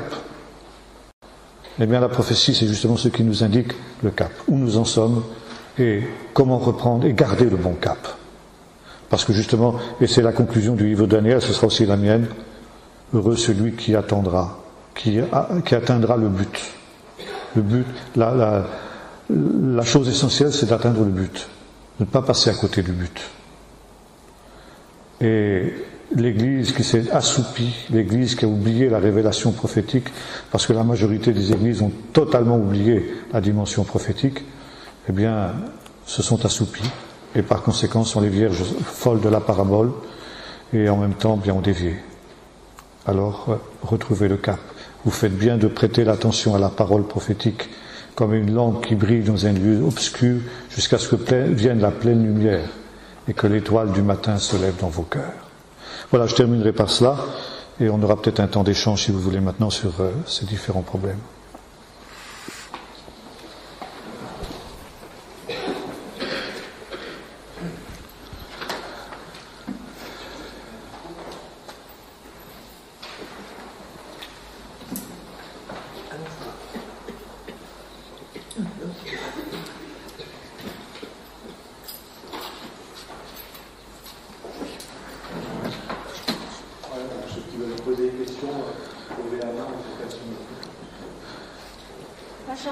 Attendez, il y a un frère qui a posé d'abord, qui a levé la main d'abord. On lui emmène le micro parce que comme ça sera plus facile pour tout le monde entendra. Bonjour. Bonjour. C'était juste par rapport au prophète et au voyant. Est-ce que ces deux termes correspondent à deux termes hébreux différents? Pardon? Le terme prophète. Oui. Donc on a vu que c'était Navi. Navi. Oui. Et le terme voyant. Oui, Roé. Alors, un autre mot hébraïque. Alors, dans la Bible, il y a les deux choses. Il y a un certain nombre de synonymes du mot prophète, et notamment le terme de voyant, roé, c'est-à-dire celui qui voit, sert à désigner Samuel. Et le livre de Samuel nous dit, celui qu'on appelle aujourd'hui, ça veut dire au temps où ce texte a été rédigé, celui qu'on appelle aujourd'hui le prophète, s'appelait à cette époque-là le voyant. Donc ce sont deux termes qui sont synonymes et qui concernent des époques différentes. Mais par exemple, l'expression Ish Elohim, homme de Dieu, c'est aussi pratiquement un synonyme du mot prophète. Alors, à partir du moment où l'esprit de prophétie est retiré d'Israël, j'en ai parlé tout à l'heure, on n'emploie plus le terme de prophète, ni de voyant. Il n'y a pas de terme pour désigner celui qui est enlevé au ciel. On l'appelle tout simplement un sage. Un sage, quelqu'un qui, voilà. C'est aussi simple que ça, quoi. Moi, j'ai appelé voyant, c'est vrai, c'est un petit peu ambigu, vous avez bien fait de soulever la question, pour le distinguer justement du prophète, mais c'est vrai que là, on retombe sur... voilà. Une autre sœur, là. Le micro.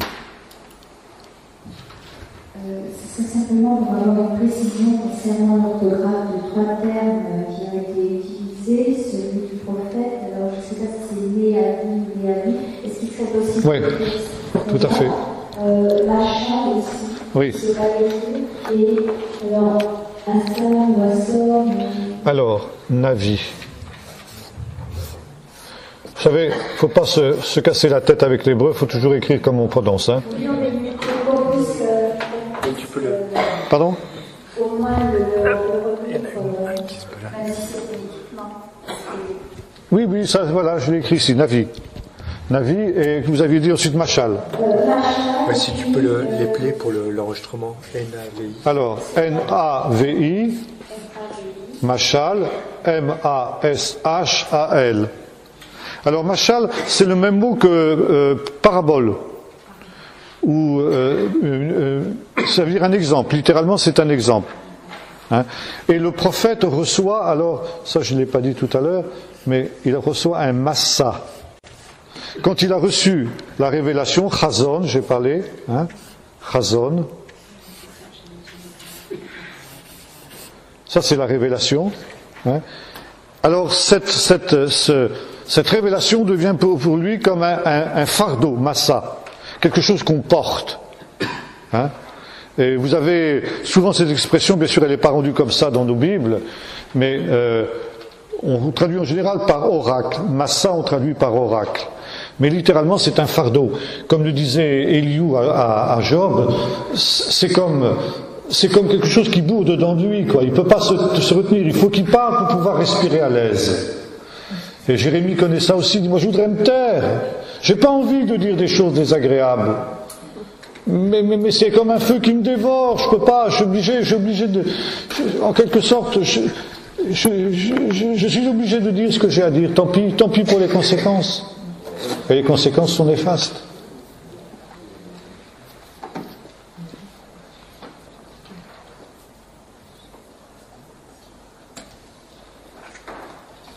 Alors ça, cette différence entre la révélation et l'inspiration, ça, dans les écoles de théologie, c'est rarement vu. Ça, c'est les Israéliens qui m'ont appris ça, hein. Professeur Ireskel Kaufmann en particulier. C'est 2 temps de la révélation prophétique. Et ce qui vous explique aussi les mécanismes de l'inspiration. Parce que si on veut plonger plus loin, là, ça serait toute une étude en soi. Mais vous pouvez avoir une révélation sans inspiration. Et vous pouvez avoir une inspiration sans révélation. Par exemple, les livres historiques. Les auteurs des livres historiques disent qu'ils ont consulté des sources. Luc nous dit qu'il a consulté des sources. Les auteurs du livre des chroniques des rois nous disent, si vous voulez en savoir plus long sur la vie d'un tel roi, cela n'est-il pas écrit dans les livres des rois des chroniques des rois d'Israël et des rois de Juda. Ça veut dire qu'ils sont allés puiser dans des sources historiques. Alors comment pouvons-nous dire, c'est tout le débat actuellement au propos des fameux évangiles apocryphes par exemple, pourquoi est-ce qu'on accorde plus de crédibilité à ce qu'on appelle les évangiles canoniques qu'aux évangiles apocryphes? Et la réponse est très simple, parce que les évangiles canoniques sont inspirés, les apocryphes ne le sont pas. Ça veut dire quoi quand nous disons qu'ils sont inspirés? Ça veut dire que c'est le Seigneur qui a conduit par son esprit les auteurs de ces livres à puiser telle source et tel aspect et tel aspect de leur source et taire un certain nombre d'autres.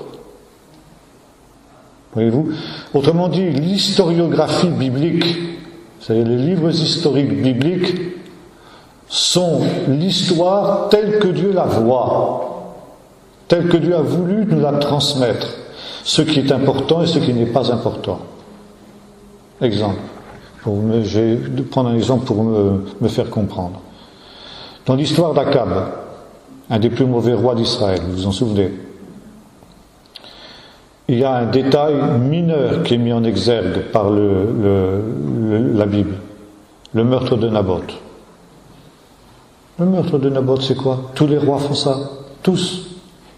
Louis XIV, il a embastillé Fouquet parce qu'il était jaloux du château qu'il avait construit à Vaux-le-Vicomte. Tous les rois.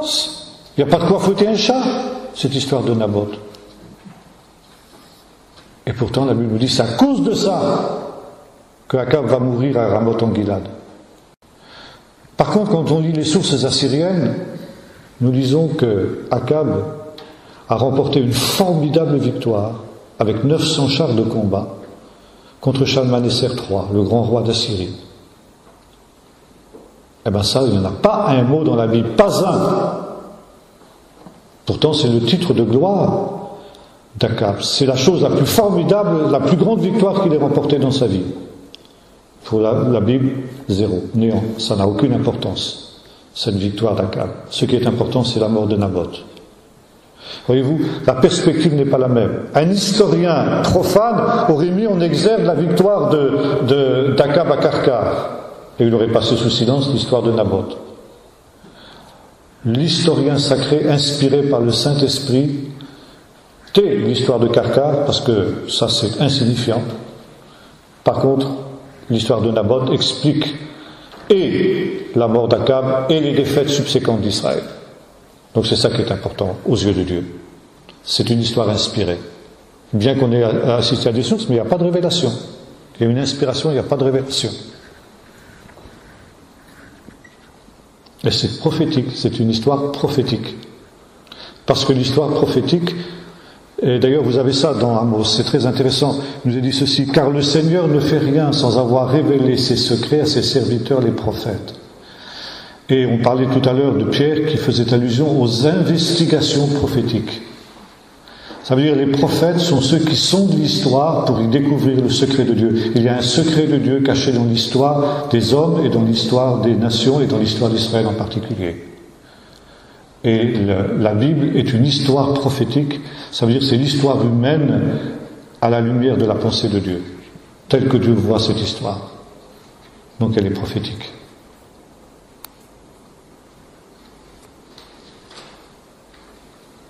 Autre question ?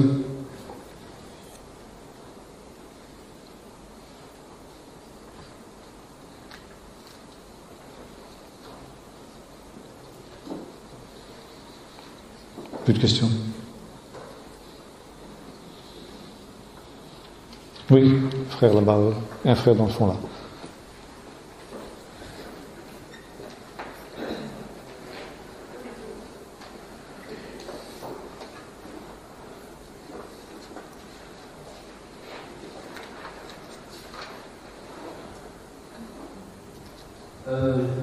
Bonsoir. Bonsoir. La question par rapport à l'usage que bien suivi. Par rapport au Judas. Oui.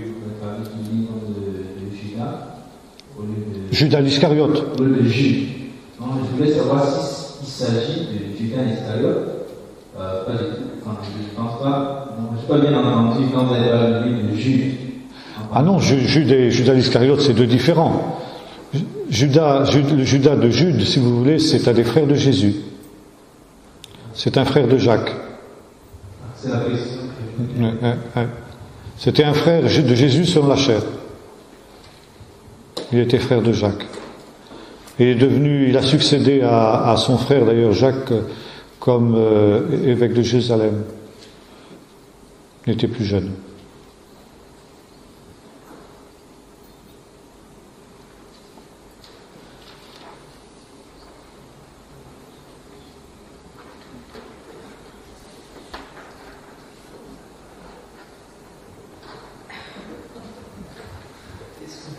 Est-ce que le prophétisme s'est arrêté avec Jésus? Alors ça, c'est un grand débat dans l'Église chrétienne actuelle. La réponse est de toute manière non. Dans la mesure où l'on sait que, par exemple, la Didaché des 12 apôtres, qui est un ouvrage du début du IIe siècle, fait allusion à, bon, déjà le livre des Actes, on a aussi des prophètes, on a Agabus, on a Paul finalement qui était aussi un prophète. Les apôtres avaient une dimension prophétique. On a Jean avec l'Apocalypse, même si c'est pas tout à fait un prophète au sens où on l'a défini tout à l'heure, il y a quand même une dimension prophétique au sens global du terme, c'est-à-dire d'un élément de révélation. Au début du IIe siècle, les prophètes existaient encore, et la Didaché nous parle de prophètes itinérants qui visitaient les églises, un peu comme Agabus le faisait, quoi. Hein. Alors, bon, après, évidemment, ce genre de prophète n'a plus été reconnu comme tel. Hein. Il y a eu aussi un peu une espèce de silence de Dieu, si j'ose dire. Encore que, il y a toujours eu des manifestations charismatiques. Hein, ça. Alors, bien sûr, aujourd'hui, il y a au milieu des évangéliques deux écoles de pensée. Il y a ceux qui estiment que le temps des miracles a cessé avec les apôtres et que, par conséquent, il n'y a plus de voix prophétique non plus de nos jours. Et puis ceux qui pensent que le Saint-Esprit agit encore. Ça, c'est un débat. Personnellement, je suis de ceux qui pensent que le Saint-Esprit agit encore. Oui, pour rebondir un petit peu sur la question précédente, est-ce qu'on doit faire une distinction nette entre le ministère de prophète et le don de prophétie? Absolument.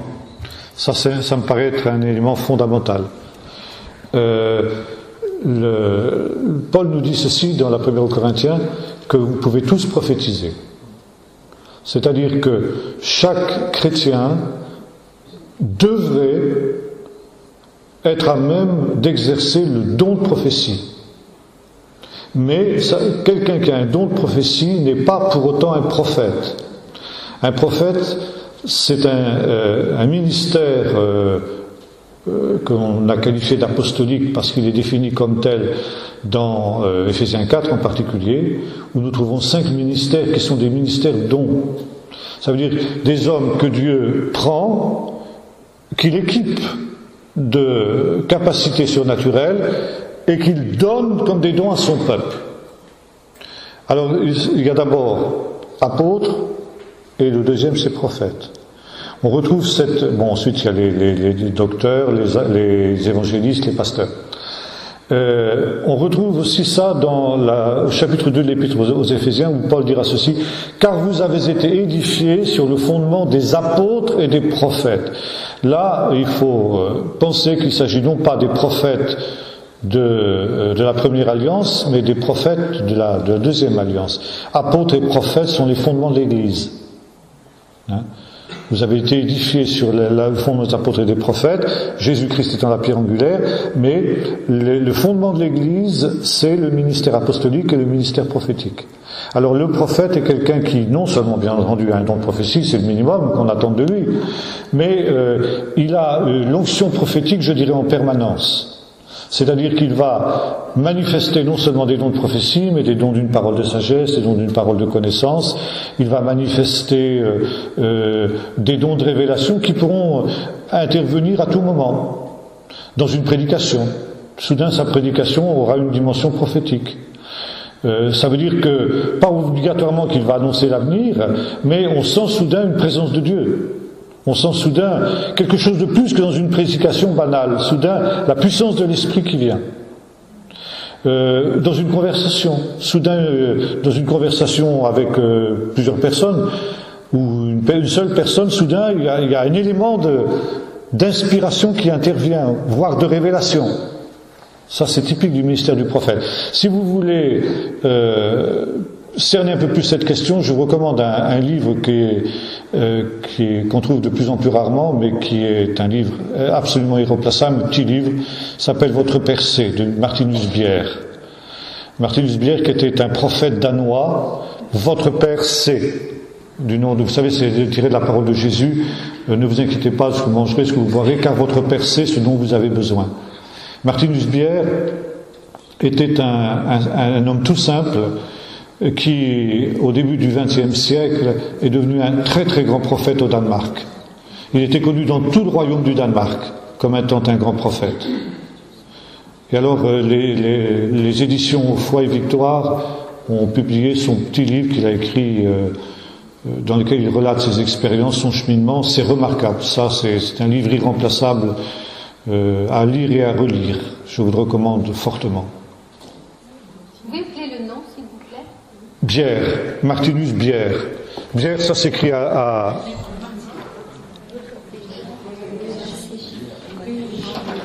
B-J-E-2-R-E. Oui, ça se prononce I en danois, c'est du danois. Hein. C'est un J, mais ça se prononce I. Bonsoir. J'avais une question justement par rapport à la précision que vous avez apportée sur le prophète, la définition que vous avez donnée des prophètes. J'avais tendance à penser que le dernier prophète. Malachi non, le dernier prophète dans le Nouveau Testament, pour situer, il n'y avait plus de prophète en tant que tel après les personnes qu'on trouve dans le Nouveau Testament. Donc, ma question, quand vous avez évoqué la notion de l'apocalypticien, ah oui, d'accord. J'ai été un peu troublé parce que d'accord. Quand on discute avec les musulmans, la manière dont justement Mahomet est enlevé ressemble à cette forme de révélation. Donc est-ce qu'il y a un lien? Et justement, eux ils s'appuient là-dessus pour dire qu'il est le dernier prophète. Oui. Et je vais poser une deuxième question. Est-ce que la Bible ne constitue pas en elle la dernière prophétie? C'est-à-dire, est-ce qu'on peut penser qu'après elle, il y a d'autres messages venant de Dieu qui peuvent être apportés, qui pourraient compléter la Bible? Alors, d'accord. Bon, oui. Est-ce que le prédicateur qui se met sur la chair, quelles que soient les circonstances, n'est-il pas un prophète de Dieu qui apporte un message à l'Assemblée? Bon, j'essaie de répondre à ça. Il y a plusieurs questions dans votre question. La première question, c'est que avec le Nouveau Testament commence une ère nouvelle. L'ère où le ciel s'ouvre et l'esprit de prophétie redescend. Et c'est la scène du Jourdain en particulier. Lorsque justement s'accomplit la prière du prophète, « Aussi tu déchirais les cieux et si tu descendais », de fait le ciel s'ouvre et le Saint-Esprit descend sur Jésus sous la forme d'une colombe, montrant que Jésus est le prophète des derniers jours. Hein. Dans ce domaine-là, donc, bien sûr, Jésus a un ministère qui est unique dans ce domaine-là, mais, comme on l'a vu tout à l'heure, il y a d'autres prophètes. Le Nouveau Testament désigne d'une manière très claire Agabus comme étant un prophète. Nous dit qu'il y a d'autres prophètes qui sont descendus de Jérusalem aussi, notamment Agabus, donc il y en avait d'autres, il n'était pas le seul. Bon, j'ai cité tout à l'heure la Didaché, où on reconnaissait encore au début du IIe siècle des ministères prophétiques qui étaient des ministères itinérants, qui allaient d'église en église pour annoncer les oracles de Dieu. Maintenant, l'histoire de Mahomet, c'est une histoire complètement loufoque, qui n'a absolument aucune réalité. Cette histoire que Jésus aurait annoncé la venue de Mohamed, c'est complètement tiré par les cheveux. Le paraclète n'est autre que le Saint-Esprit et certainement pas ce faux prophète qu'était Mahomet, qui d'ailleurs n'a apporté aucune révélation nouvelle, qui n'a pas appelé véritablement à la repentance, et en cela aussi, comme on l'a vu tout à l'heure, c'était le critère du vrai véritable prophète. Donc il n'est pas un vrai véritable prophète. Maintenant, est-ce qu'il peut y avoir d'autres révélations non, si vous voulez, la révélation au sens de parole de Dieu pour tous les hommes, de tous les lieux, de tous les temps, est clos avec la mort du dernier apôtre. Et justement, la Didaché, qui est un livre qui est encore tout imprégné, si vous voulez, de l'esprit, on pourrait dire, de l'âge apostolique. Puisque d'ailleurs son titre véritable, c'est Didaché, enseignement des 12 apôtres aux nations. On s'est posé la question de savoir s'il fallait l'ajouter ou non au canon du Nouveau Testament. Et finalement, on a tranché pour non. A priori, si vous voulez, il n'y avait aucune raison, pour que la Didaché ne fasse pas partie du Nouveau Testament, parce qu'il ne contredit en rien le Nouveau Testament. Il apporte même un certain nombre de précisions fort intéressantes, mais on a pensé qu'on ne pouvait pas l'ajouter au canon du Nouveau Testament parce qu'il ne pouvait pas être ratifié par une autorité apostolique, vu qu'il a été écrit après la mort des derniers apôtres. Donc il n'y avait plus d'autorité apostolique pour ratifier justement ce qui était inspiré ou pas. Et on a par exemple un récit très intéressant qu'on trouve donc dans un écrit du deuxième siècle, mais qui rapporte comment, lorsque l'apôtre Pierre se trouvait à Rome, il est entré dans une maison d'église où on était en train d'étudier l'Évangile. Il n'était pas annoncé, il n'était pas prévu, donc il est arrivé un peu inopinément. Et comme on a reconnu que c'était Pierre, évidemment, on l'a fait asseoir, on lui a donné la parole. Et Pierre a dit, qu'est-ce que vous étiez en train de lire? Et alors, on était en train de lire dans l'évangile de Marc le récit de la pêche miraculeuse. Et Pierre a dit, j'y étais, et moi je vais vous donner d'autres détails qui ne sont pas écrits dans l'évangile. C'est-à-dire que cette anecdote nous montre comment les apôtres apportaient crédit, en quelque sorte, de leur autorité apostolique à ce qui circulait. L'évangile de Marc, Pierre, en quelque sorte, dans cet épisode, dans cette anecdote, il donne son approbation apostolique et il authentifie l'évangile de Marc comme étant un évangile inspiré, parce que conforme à ce qu'il a vécu lui. Et pour être apôtre, pour être parmi le collège des 12, il fallait avoir suivi Jésus depuis le commencement de son ministère jusqu'après sa résurrection. Ça veut dire, les apôtres avoir été témoins de la résurrection, les apôtres authentifiaient pour tous les hommes de tous les lieux, de tous les temps, la vérité de l'Évangile. Si bien que, si vous voulez, à partir du moment où les apôtres n'étaient plus là, physiquement parlant, il ne pouvait plus y avoir d'écrit qui fasse autorité pour l'Église de tous les lieux, de tous les temps. Si bien que le Coran excite de toute manière, parce qu'il ne répond pas à ces critères-là non plus. Bon. Maintenant, ceci dit, n'est-ce pas, il peut y avoir, ça et là, par le ministère des prophètes, de la Nouvelle Alliance, n'est-ce pas, il peut y avoir des paroles de Dieu qui peuvent être adressées à un individu, mais qui sont circonstancielles, qui ne sont pas éternelles, comme l'est la parole révélée, ce qu'on appellera l'enseignement des apôtres. Finalement, ce que le livre des Actes appelle l'enseignement des apôtres, c'est ce que nous appelons le Nouveau Testament aujourd'hui. Vous voyez ? Donc le Nouveau Testament, la révélation universelle, elle est close définitivement. Ça, c'est clair. Maintenant, ça ne veut pas dire que le Seigneur, qu'est-ce qui interdit finalement au Seigneur de parler? N'est-il pas le maître? N'est-il pas souverain? Pourquoi Dieu ne pourrait-il pas parler comme il veut et quand il veut, à qui il veut? Mais bon, ça n'a pas la même autorité, ça n'a pas la même infaillibilité non plus, n'est-ce pas, que la révélation biblique.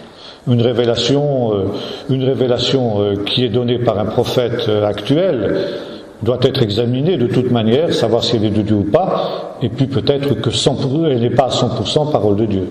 Peut-être qu'elle va être à 80%, peut-être qu'elle va être à 75%, peut-être à 95%, mais elle n'est peut-être pas entièrement parole de Dieu. Voilà. Une dernière question, parce que l'heure passe. Bonsoir. En fait, ma question, c'est par rapport à ce que vous avez dit concernant Élie. En fait, voilà. Au niveau de Malachie parle d'Élie qui viendra, et Luc nous parle de l'esprit d'Élie. Oui. Et selon certains, Élie reviendra. C'est-à-dire que Jean-Baptiste a œuvré avec l'esprit d'Élie. Mais ce n'est pas Élie qui a promis Dieu dans Malachie. Oui. Voilà. Donc je voulais savoir ce que vous dites, ce que vous en pensez par rapport au fait que certains qui sont chrétiens pensent que Élie va revenir, quel que soit le temps, peut-être après, Élie va revenir. Bon, le fait est qu'Élie est avec Enoch le seul être humain qui est échappé à la mort, physique, et qui soit monté au ciel vivant. Si bien qu'on peut penser que ce privilège unique n'était pas simplement gratuit, si j'ose dire. Ça pourrait laisser entendre qu'Élie est réservé pour un rôle futur au dernier jour. Et dans la tradition juive, il y a cette idée qu'effectivement, lors de la venue du Messie, Élie viendra annoncer cette venue. Il aura un rôle pour annoncer la venue du Messie au dernier jour. Je serais assez prêt à croire que cette tradition est fondée. Ne serait-ce justement que parce que si Élie n'est pas mort, c'est vraisemblablement qu'il a un rôle encore à jouer dans le futur. Sinon, pourquoi aurait-il échappé à la mort? Pourquoi? Voilà. Bien, on va peut-être en rester là. Vous voulez qu'on chante le schéma, c'est ça, Marie-David? Vous voulez qu'on chante le schéma? Et puis je vais demander aux frères et sœurs d'avoir 5 minutes de patience après qu'on ait chanté le schéma d'Israël pour pouvoir vraiment, toutes les listes ne sont pas signées, et puis la participation. Merci. Shema Yisrael Adonai Eloheinu Adonai Echad. Shema Yisrael Adonai Eloheinu Adonai Echad. Shema Yisrael Adonai Eloheinu Adonai Echad. Shema Yisrael Adonai Eloheinu Adonai Echad. Écoute Israël, l'Éternel notre Dieu, le Seigneur est un. Écoute Israël, le Seigneur notre Dieu, le Seigneur est un. Écoute Israël, le Seigneur notre Dieu, le Seigneur est un. Écoute Israël, le Seigneur notre Dieu, le Seigneur.